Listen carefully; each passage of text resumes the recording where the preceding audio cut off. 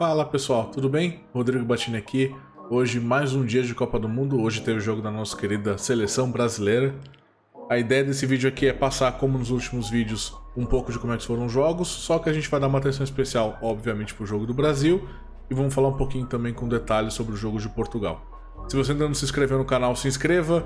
Já também adianto o ritual de sempre. Se curtiu o vídeo, deixe seu joinha. Se não curtir, deixe seu joinha. O feedback é super importante. E depois coloca aqui nos comentários o que você achou da seleção brasileira, se achou que foi muito mal, se achou que conseguiu construir uma vantagem, uma vitória razoável para cima de uma das defesas mais travadas e fechadas da Europa inteira. E também deixa um comentário se você tiver algum feedback de como que a gente pode melhorar nossos vídeos, nosso conteúdo. E ideias também, se tiver ideia de alguma coisa pra gente fazer, coloca aqui porque a gente tá sempre tentando melhorar e inovar com o nosso canal. Então, fica ligado que a gente vai falar agora do dia de Copa com o segundo jogo da nossa seleção brasileira.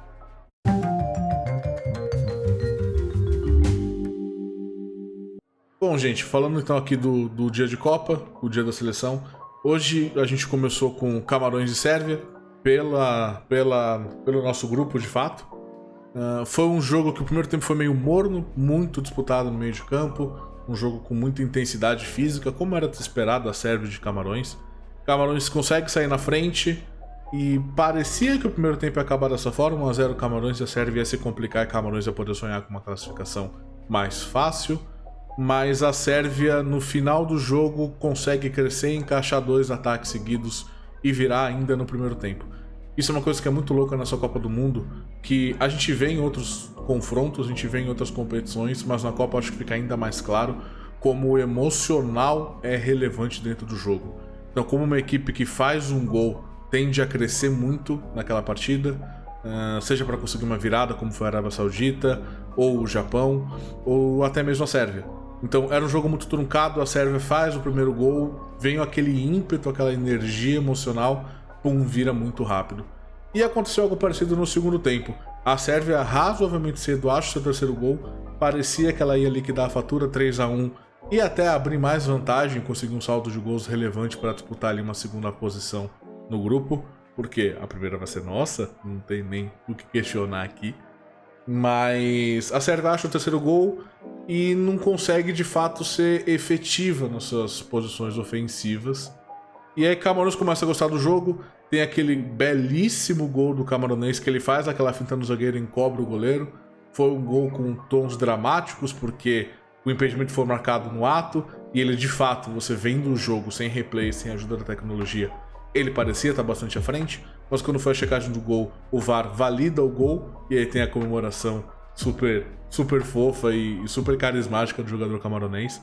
Foi um belo gol, acho que é um dos gols mais bonitos da Copa até aqui, junto com o do Richarlison, junto com o da Arábia Saudita, e talvez o gol do Enzo Fernandes também ali da Argentina, para liquidar o jogo em 2-0 ontem. E logo em seguida Camarões pega aquele ímpeto que a gente acabou de falar, cresce no jogo, o psicológico encaixa e empata muito rápido. E aí você pensa, putz, será que eles vão manter essa intensidade? Vão virar 4, 5-3? Foi um jogo muito legal de assistir porque foi um jogo movimentado, um jogo muito intenso, com 6 gols. Então, tirando ali o baile da Espanha e da Inglaterra na estreia, acho que foi o jogo que mais teve gol na Copa, e ver gol em Copa é sempre muito legal. Mas de fato, depois do empate de Camarões não teve muito mais coisa pra gente comentar, a não ser muita briga no meio de campo e poucas chances criadas.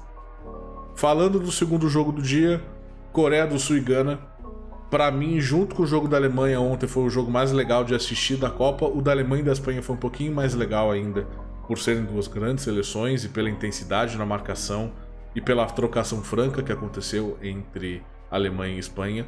Mas o jogo de Coreia e Gana foi muito legal, muito legal. Aconteceu os fenômenos parecidos com aquele impulso emocional. Gana faz o seu primeiro gol, jogando um pouco melhor do que a Coreia. Acho o segundo gol razoavelmente rápido. 10 minutos depois de fazer o primeiro, eu acho o segundo. E aí a Coreia do Sul começa a se expor um pouco mais e começa a gostar mais do jogo. E aí fica um jogo onde Gana recua, fica um pouco mais fechada, tem uma vantagem muito boa no placar, apesar de ser ainda 34 no primeiro tempo. Mas parecia que o jogo ia ficar meio morno e a Gana ia conseguir segurar a vantagem que ela conquistou no primeiro tempo. No segundo tempo a gente teve um jogo um pouco diferente. O lateral esquerdo sul-coreano, que agora eu esqueci o nome, camisa número 3, jogou muita bola. Ele fez uma baita dobradinha ali com o Son. e dominaram as ações ofensivas pelo lado esquerdo do campo. E a Coreia acha com o Gye-sung 2 gols muito rapidamente, 2 gols parecidos, de jogadas laterais que culminaram com cabeçadas virando gol. E a Coreia empata o jogo muito rápido. Então ela cresce muito rápido no jogo, ela acha o primeiro gol razoavelmente cedo no jogo, no segundo tempo, foi mais ou menos ali com 12 para 13 minutos. Com 17 para 18 ela empata, e aí você pensa, tá, acho que a Coreia vem para brigar pela virada. E aí vem o balde de água fria, e 7 minutos depois Gana faz o terceiro gol. E dos 68 minutos de jogo até os 97, 98, até os quase 100, acho que foram 10 de acréscimo, pressão, pressão, pressão e pressão da Coreia. Mas não foi uma pressão com um grau de ansiedade muito alto. Eles tentavam trocar bons passos de bola, tentaram entrar na área tocando. Quando faziam um chuveirinho, não era um chuveirinho chutado de qualquer forma, tentavam criar a jogada pela lateral do campo. O camisa número 3 da Coreia continuou sendo muito relevante nisso. O Son puxou muito protagonismo para tentar criar a jogada pelas beiradas do campo, mas a Coreia não consegue o empate nesse jogo e Gana consegue uma vitória que é muito importante para ela sonhar com uma classificação nesse grupo que também tá super difícil e super apertado. E o outro jogo desse grupo, na verdade não teve outro jogo desse grupo. Teve, foi o último. Eu tô muito louco, gente, foi mal. Daqui a pouco a gente termina esse grupo, porque teve o nosso Brasa, teve o nosso Brasil, que eu não sei se eu cheguei a falar em vídeo, mas em live com certeza eu falei, que eu esperava que esse fosse o jogo mais complicado para o Brasil, não porque eu acho a Suíça a melhor seleção do grupo, eu ainda acho que no papel e a estrutura tática da Sérvia, eu acho a Sérvia mais forte, mas porque a Suíça durante toda a classificatória da Europa tomou apenas 2 gols. E a gente sabe que o Brasil, historicamente, por mais que tenha muita qualidade ofensiva, o Brasil sofre um pouco, para não dizer bastante, com times que são muito fechados, que têm defesas muito bem montadas, que é o caso da Suíça, é uma das melhores defesas do mundo, de novo, 2 gols nas eliminatórias da Europa inteira. E o Brasil encontrou essa dificuldade para conseguir furar o bloqueio da Suíça.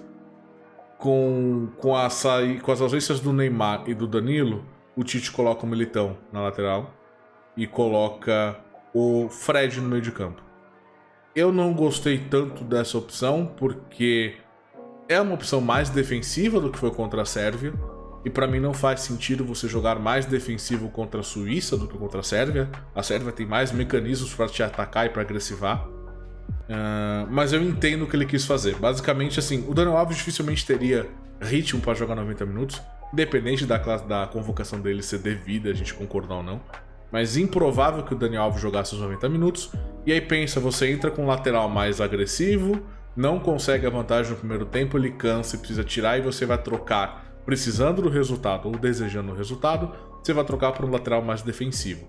Então, em nenhuma circunstância praticamente faria sentido você entrar com o Daniel Alves. O que eu não concordei, apesar de entender, é ele veio com o Fred junto com o Militão, que pra mim, de novo, foi um setup muito defensivo contra uma Suíça que já ia jogar fechado. Por que eu entendo? Porque todo o ciclo da seleção, desses últimos 3 anos e meio, 4 anos, o Fred tem sido titular. O Brasil basicamente muda sua composição tática. Na estreia da Copa do Mundo, o Vini Júnior não era titular da seleção. Isso, inclusive, tem impactado claramente o desempenho do Rafinha, porque o Rafinha tá tendo que jogar muito como um ponta, sendo que ele jogava mais como um segundo atacante, muito flutuando ali pelo meio e pelas pontas, não exclusivamente como um ponteiro. E de novo, ele sempre jogou com o Fred naquele meio de campo. Então Casemiro e Fred já tem um entrosamento defensivo que faz sentido você tentar tirar alguma vantagem e tentar usar os dois para agressivar, porque são 2 jogadores, principalmente o Casemiro, que fez o gol, são jogadores que pisam bem na área. Mas o Paquetá não fez um mau primeiro tempo, não acho que ele jogou mal, mas se você comparar com ele quando joga como terceiro homem de meio de campo, um outro jogador criativo perto dele, eu acho que, não que ele ficou devendo, mas ele foi meio que subaproveitado. Ele e o Vini Júnior foram os jogadores que mais buscaram iniciativa no primeiro tempo, mas, de novo, pra mim ficou muito claro que teve um certo desentrosamento, não encaixou tão bem essa composição. Casemiro e Fred. O Fred não jogou praticamente nada no primeiro tempo, e não acho que ele entrou mal, acho que ele só ficou apagado porque ele ficou sem espaço. Ele não é um jogador muito agressivo, ele não é um jogador que é super construtor, e a Suíça não dominou o meio de campo, então ele não precisou fazer muita presença defensiva naquele meio de campo. Então ele ficou meio que sem função, sabe? Ele tinha um jogador ali adicional para poder proteger o teu meio de campo, mas a bola ficou a maior parte do tempo com você. E a Suíça até teve uma chance ou outra um pouco mais perigosa, mas na velocidade, não no domínio de meio de campo e na posse e na toque de bola. Então a posição do Fred ele ficou meio solta. No intervalo, o Tite opta por tirar o Paquetá e colocar o Rodrigo. E todo mundo questionou, pô, por que ele não tirou o Fred, voltou o Rodrigo e voltou pro esquema tático que ele estava fazendo na estreia contra a Sérvia. O Paquetá não passou bem nos últimos dias, ele chegou a treinar, dizem pessoas que ele treinou separado, teve gente que falou que ele treinou normalmente, junto com o grupo, mas de fato é oficial que ele não teve bons dias, foi um gripe, virose, alguma coisa que ele não esteve muito bem. Então o Tite também acaba poupando ele. E coloca o Rodrigo, que pra mim a tônica desse jogo foi: o Tite foi mexendo no time, foi ajustando, foi melhorando, foi ajustando, foi melhorando, até que os últimos 15/20 minutos a seleção estava muito mais bem encaixada, e depois que faz o primeiro gol podia ter feito 2 ou 3, teve muito mais chance. Então esse reencaixe começa com a entrada do Rodrigo, que é um jogador que flutua mais bem pelo meio de campo do que o Paquetá, é um pouco mais agressivo, é um pouco mais leve. De novo, eu acho que o Paquetá rende melhor como segundo de meio de campo, segundo criativo e não como principal. O Rodrigo já dá uma tônica boa pro jogo, mas participa bem nos primeiros minutos, depois também dá uma sumida, porque o Fred continua meio sem função. O Fred claramente tentou ser mais agressivo e aparecer mais, mas não é muito a praia dele. Então o Rodrigo entrou bem, depois ficou meio sumido. E aí pra mim veio a alteração que mudou completamente o jogo, e pra mim tem que ser titular já sexta-feira contra Camarões, que foi o Bruno Guimarães. Rapaz, que bola que esse menino tá jogando. Bruno Guimarães tá pedindo passagem. O menino tá jogando demais. Ele resolveu o problema de transição e criação no meio de campo. Encaixou muito bem com o Casemiro, que conseguiu dar o equilíbrio de atacar e ajudar a defender a última linha defensiva do Brasil. O Bruno Guimarães conseguiu cair muito ali pela direita para dar um pouco mais de triangulação junto com o Rafinha. O próprio Militão subiu um pouco mais, não é a praia dele, mas ele subiu, então você começou a ver algumas triangulações pela direita. Então o Rafinha passou a ficar menos abandonado como ponta, que também não é onde ele performa melhor. Ao mesmo tempo, você começou a ver pela esquerda Vini Júnior, Rodrigo, o próprio Casemiro caindo bem ali às vezes. E essa triangulação foi funcionando, inclusive quando saiu o gol, na trinca do ex-Real Madrid, porque o Casemiro não tá mais lá. E aí ele faz outra mudança que pra mim deveria ser considerada como começo do próximo jogo, que é: o Rafinha não vem fazendo uma boa Copa do Mundo até aqui. Não acho que seja só culpa dele e que ele tá performando abaixo. Acho que tem a ver com a mudança tática, ele ficar mais isolado como um ponteiro e menos como segundo homem de ataque. E ele tá muito isolado lá, então não tem aquela triangulação que a gente começou a ver no final do jogo. O Antony entrou muito bem, fez em 10 minutos mais do que o Rafinha fez, muito por perfil. O Rafinha é um jogador mais de construção em meio da grande área. O Antony é um jogador mais de ponta e beirada, para fazer o facão, de fato. Então, naturalmente, o Antony performou melhor quando ele ficou mais sozinho na ponta. Ele coloca o Jesus no lugar do Richarlison, que também não estava funcionando tão bem, também não teve uma boa atuação hoje. Mas a bola pouco chegou e chegou mascada. O gol impedido foi muito importante, o toque dele, pena que ele estava impedido.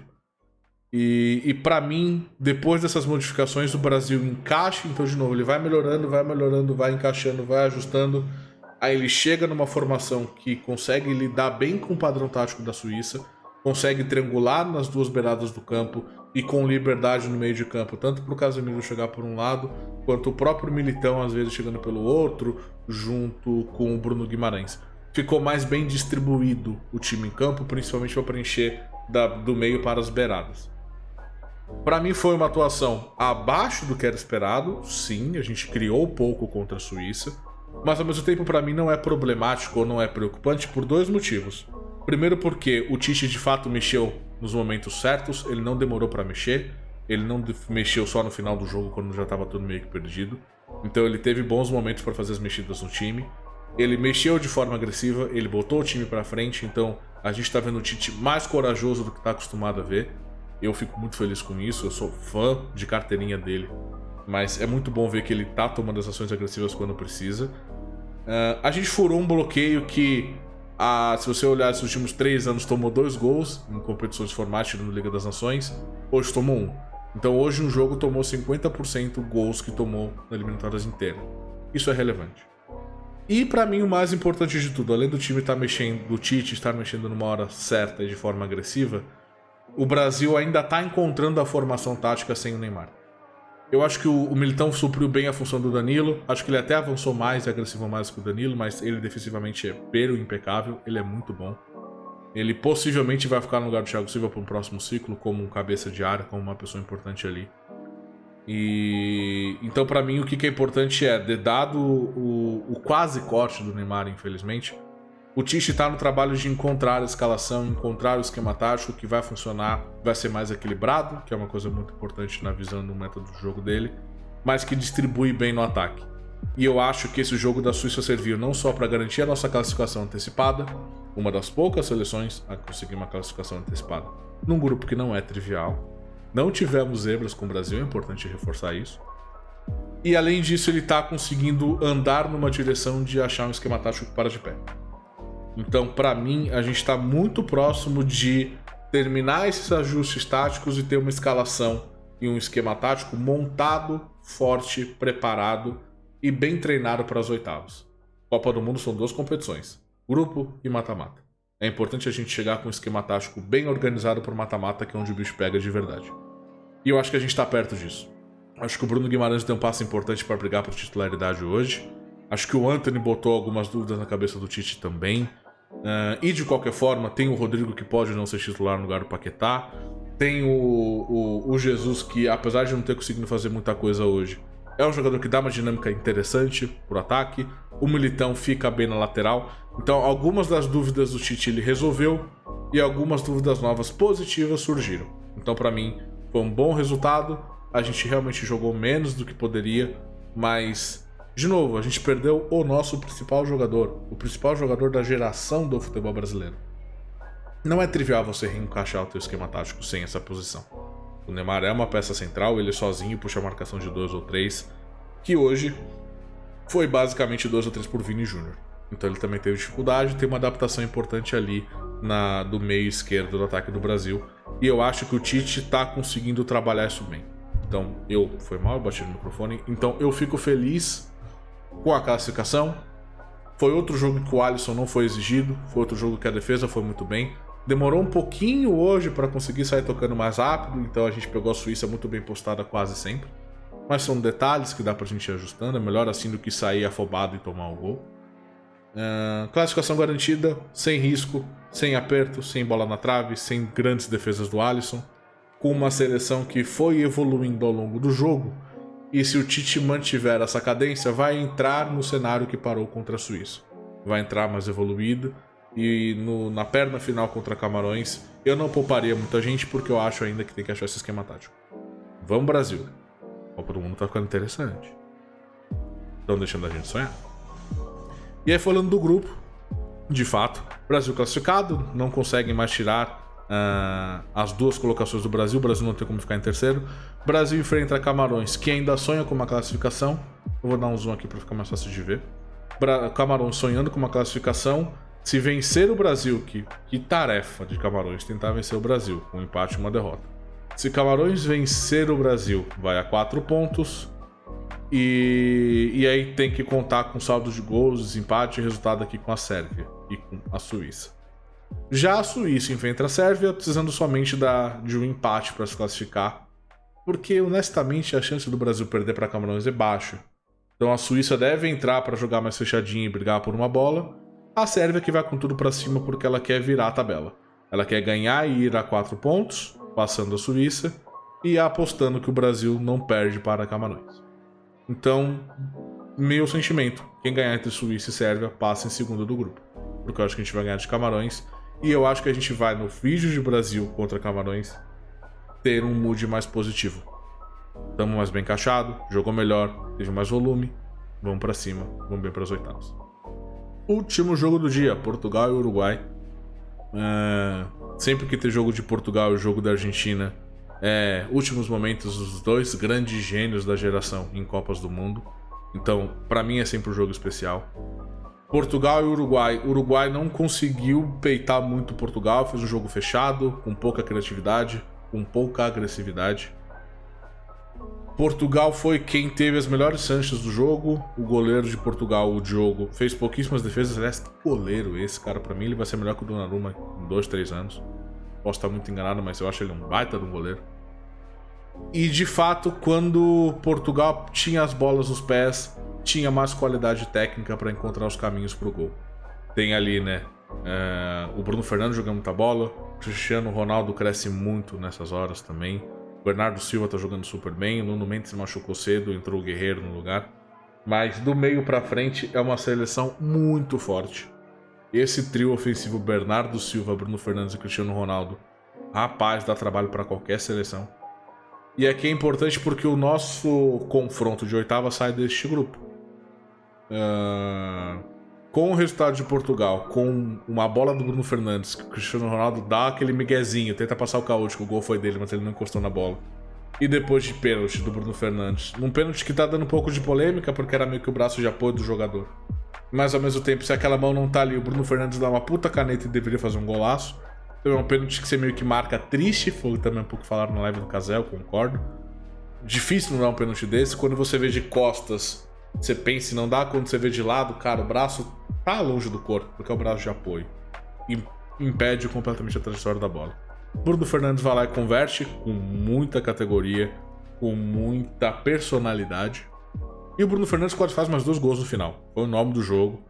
É bom o Papai Cris não precisar ser sozinho o nome de Portugal, ele poder dividir essa responsa com outras pessoas.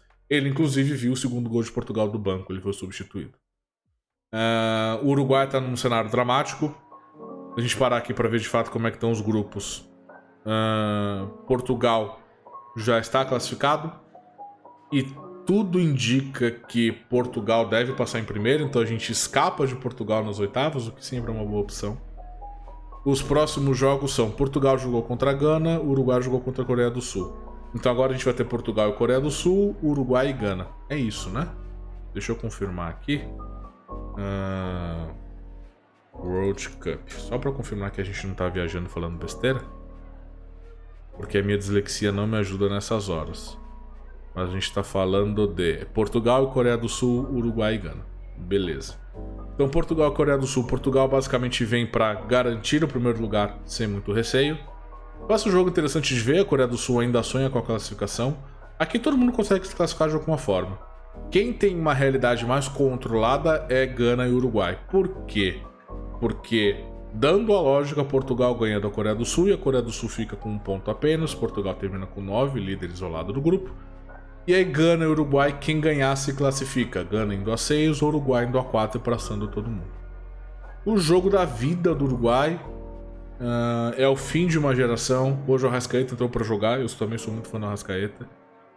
Não sei honestamente se o Uruguai tem energia para conseguir fazer esse milagre e vencer de Gana, que não é uma seleção brilhante, mas que deu trabalho para Portugal e ganhou razoavelmente bem da Coreia hoje. Então, cenas dos próximos capítulos. O terceiro dia de cada um dos grupos, as partidas acontecem simultaneamente, para não ter aquele lance de ver resultado e, putz, fazer só empate que os dois classificam. Então, pela competitividade, os jogos são todos juntos. Então a gente não vai conseguir acompanhar 100% dos jogos, vai ter que ser um negócio meio dividido entre os monitores. Mas, para mim, Portugal se classifica em primeiro do grupo e a gente escapa deles. Eu, como brasileiro, deveria torcer para um desses dois passar, porque seria um confronto menos sofrido pra gente. Mas eu sou muito fã da seleção uruguaia. Eu sou muito fã dos jogadores que lá estão. Eu queria ver um fechamento de ciclo de Cavani, Suárez e Arrascaeta com um confronto junto com o Brasil. Seria um confronto animal de assistir, mas não sei se o coração aguenta. De qualquer forma, para mim, Portugal deve passar em primeiro, Gana deve passar em segundo, imagino eu. Pelo menos com empate contra o Uruguai. A chance de Gana passar é muito maior que o do Uruguai. E aí no final do dia, talvez a gente pegue de fato Gana nas oitavas, que não dá pra desrespeitar.